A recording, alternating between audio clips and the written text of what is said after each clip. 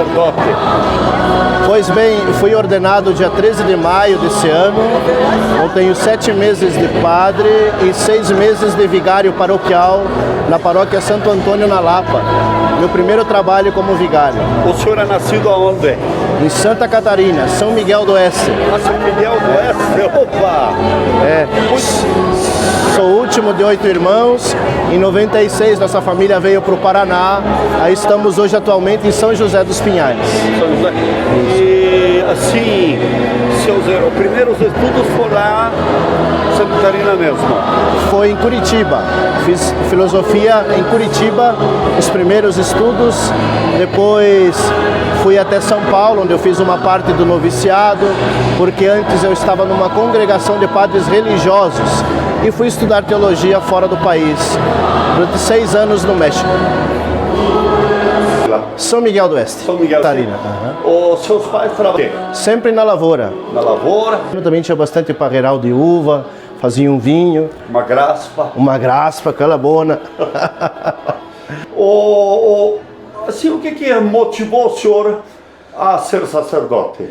Veja bem, eu comecei sempre a pensar, logo depois que eu já tinha 16 anos, já trabalhava, quase terminando o ensino médio, eu pensei comigo, a vida está acontecendo, está indo bem, mas me falta alguma coisa. Eu não era 100%, vamos dizer, feliz, né? E então eu comecei a fazer os encontros vocacionais com os padres missionários xaverianos e acabei despertando a vocação aí.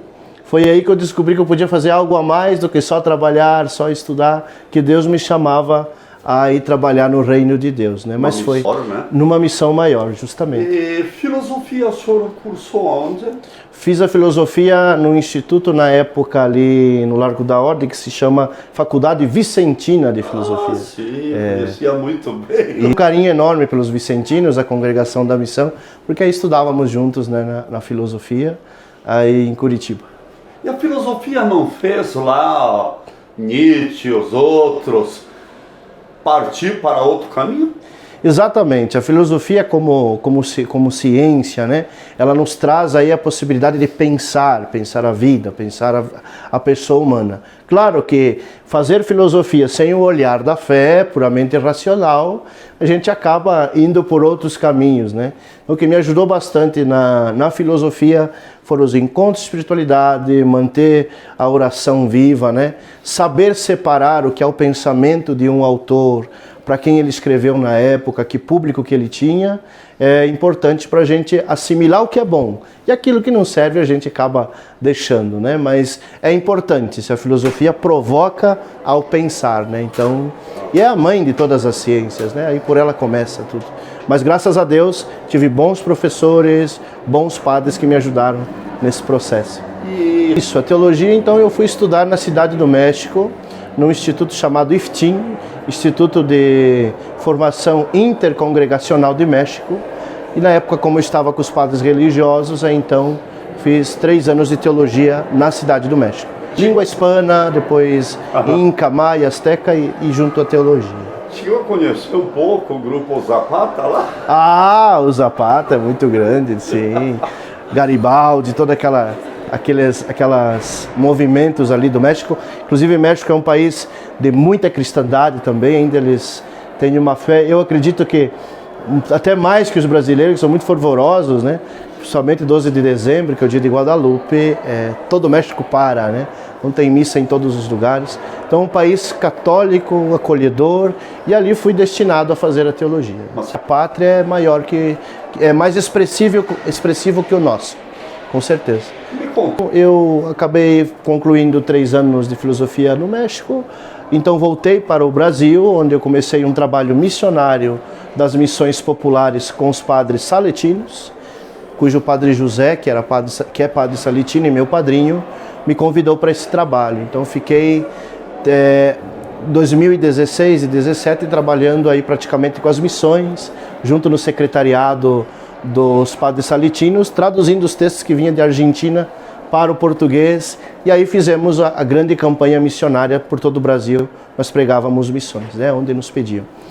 E 2018 foi onde eu me encontrei com o Padre Emerson, que na época era pároco lá na Contenda, que é a minha comunidade, Contenda da Roseira, e ele me fez um redespertar vocacional. E aí decidi entrar na diocese em 2019, com a aprovação de Dom Celso, e aí fizemos a conclusão dos estudos teológicos, e aí passando a etapa do estágio, terminando teologia e a preparação para o diaconato, e hoje então padre da diocese. 13 de maio foi a minha ordenação. Foi necessário defender alguma tese?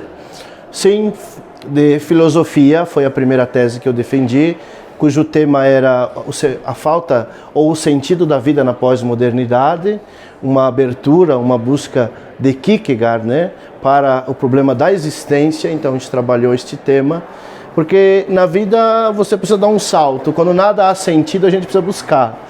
Então a fé é este grande sentido que devolve para nós a esperança de viver, né? Então, nesse sentido, a existência por si mesma, sem uma dose de fé, ela acaba sendo muito árida, né? Então eu defendi a tese aí na possibilidade de uma resposta ao sentido da vida, a busca da fé dentro da modernidade. Isso, teologia eu já fui para o outro lado, né?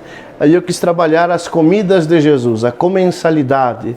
Como Jesus, ao sentar à mesa, ao comer com as pessoas, ele trazia a salvação. Então o trabalho foi a missão a partir de 3 mesas, uma visão soteriológica e missionária das refeições de Jesus. Como ele, ao sentar-se, comer, estar junto nos banquetes, ele fazia este processo salvífico nas pessoas, né? Então essa foi a tese da teologia, que me rendeu bastante caldo, porque escrevia muito e é um tema muito abrangente. E sabe que eu descobri que lá nos Hebreus eles sentavam para comer com aqueles que fizeram a experiência da saída do Egito. E Jesus quebrou um pouco esta lógica, né? Ele sentava com todo mundo porque, na verdade, ele quer tirar o nosso Egito dos preconceitos e nos colocar todos numa mesma mesa. Então essa foi um pouquinho a minha tese lá que eu trabalhei. Esse caminho eu nunca tinha pensado. do alimento, tudo mais. Mas que bom. Padre Cláudio, grande erguer, essa fera, puxa, descobrir em filosofia, teologia, esse cara é importante. Deus escreve direito por linhas tortas. E assim a gente se encontrou, porque fazemos parte da mesma diocese, mas mais o que me encanta é a linha de pastoral dele, é a presença dele e, humanamente falando, nossa verdadeira amizade. Muito obrigado por Deus ter colocado esta pessoa na minha vida. Eu lá com vocês vicentinos, né? E pela intercessão do Sagrado Coração de Maria, abençoe Deus Todo-Poderoso a cada um de vocês com sua misericórdia e sua graça. Pai, Filho e Espírito Santo. Amém.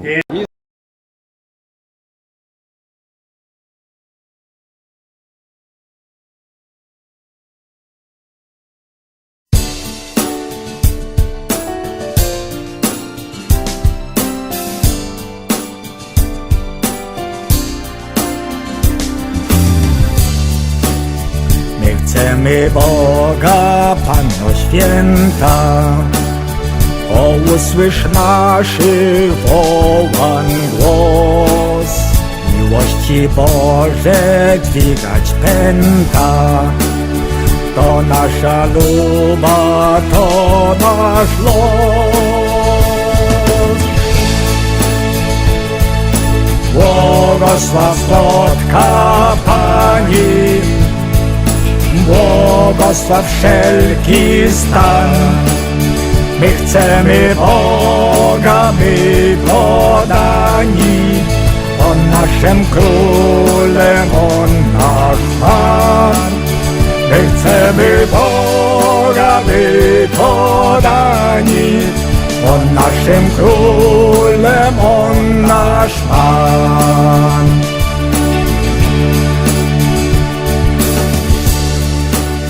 My chcemy Boga w rodzim kole, w troskach rodziców, dziadek, snach.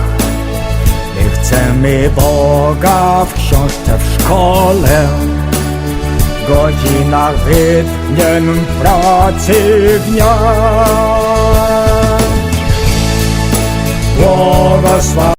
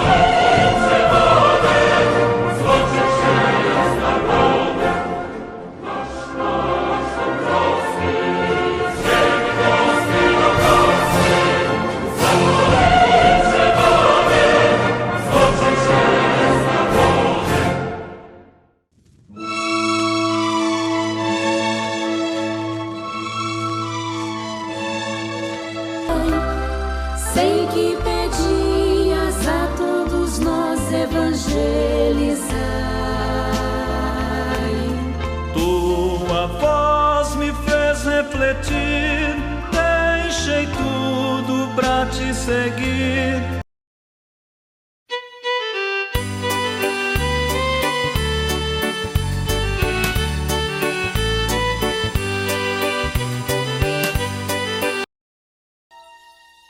Paranaguá, chega uma leva de imigrantes poloneses, com mais ou menos 1000 famílias. Esses poloneses foram trazidos por um agente de colonização do Paraná. Porém, quando chegam no porto, ninguém os espera. A desolação é total. Ali permanecem durante mais ou menos uma semana. Então, dirigem-se de trem a Curitiba e passam também pela cidade de Ponta Grossa. A história se repete. Ninguém se interessa por eles. Então, seguem para Malé e partem a pé em uma grande caravana até a localidade chamada Pátio Velho. Pátio Velho é uma reserva. Chegando lá, nada existia, a não ser matas. Então, demarcam as terras. Recebem ferramentas para o cultivo e para a construção de casas. Pequenas casinhas feitas de tábuas rachadas, cada casa para 2 famílias. E a falta de higiene, novos alimentos, novo país, nova língua, novos costumes. Surge ainda a epidemia do tifo. E em poucos meses, das 1000 famílias que aqui chegaram, mais ou menos 1000 pessoas morrem. Era todo dia mortes, choro, todo dia morriam pessoas. Como vemos nesse cemitério, algumas cruzes são mais largas. Isto mostra cruzes coletivas, onde muitas vezes até mais de 10 pessoas eram sepultadas por dia.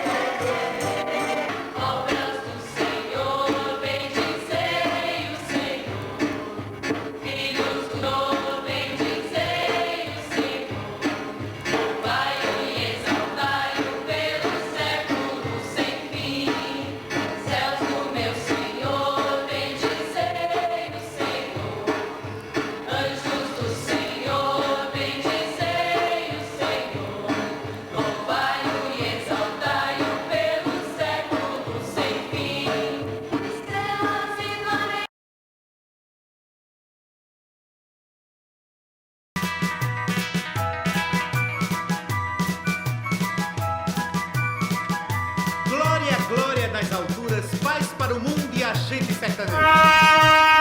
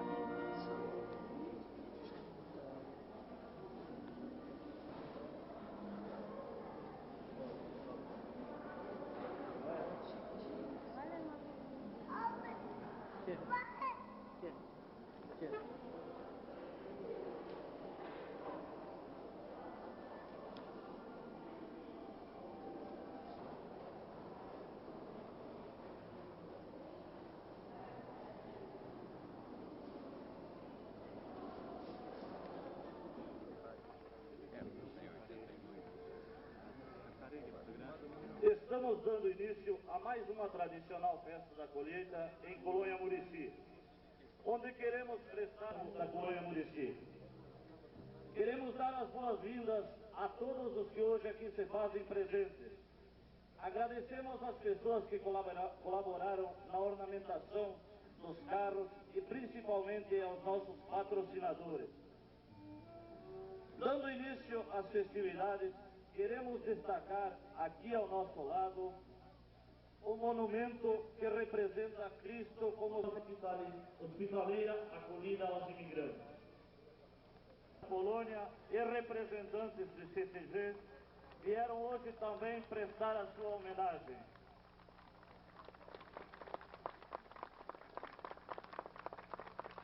Lembramos também que os primeiros colônios tinham cavalos para os auxiliarem no cultivo da terra e também como meio de transporte.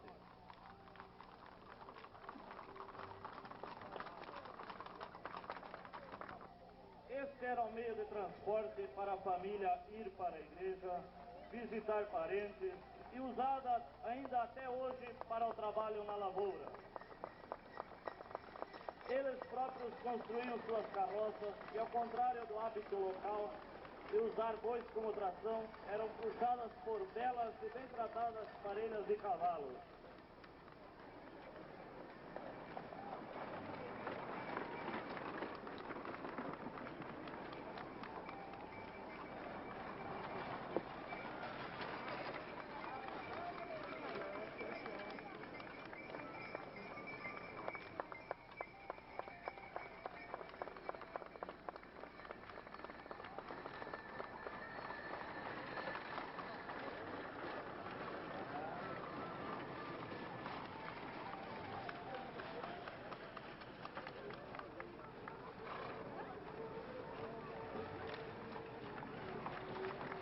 Que se encontraram, chocou até aquelas simples e rudes criaturas.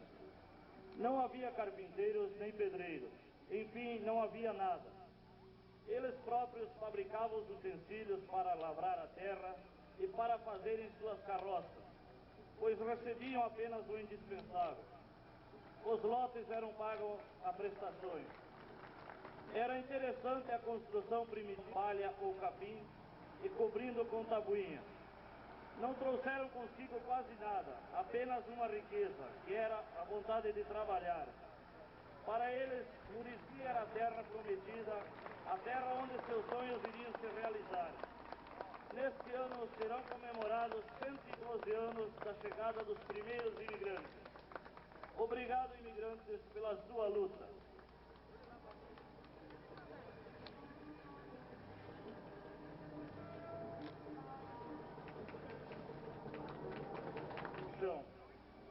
Precisavam plantar para o próprio sustento.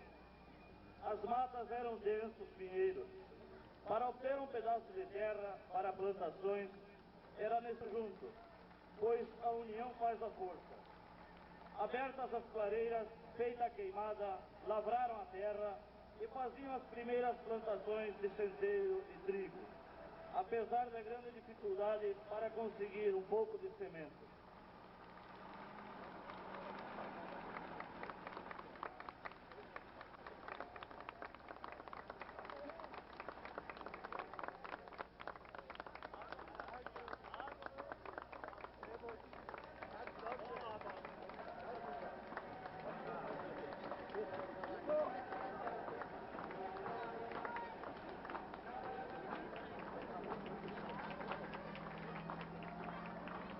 De transformar em pão para o seu sustento.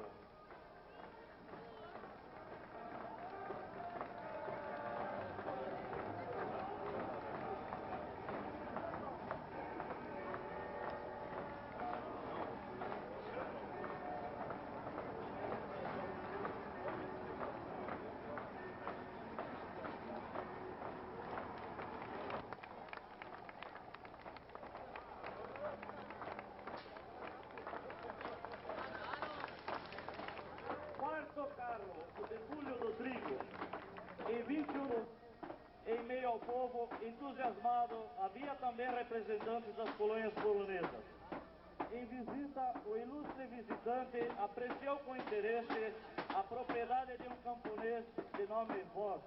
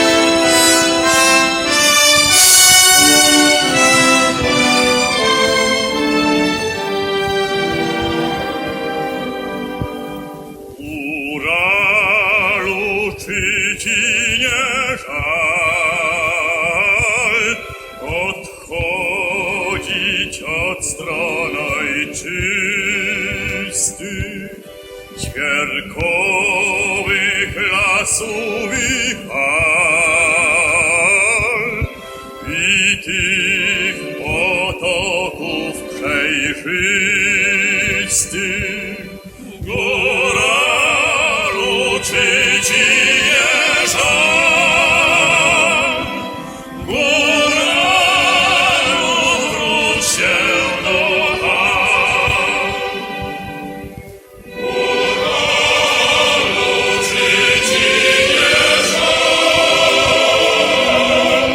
Góralu, wróć się do chał. A góral w góry spojrzela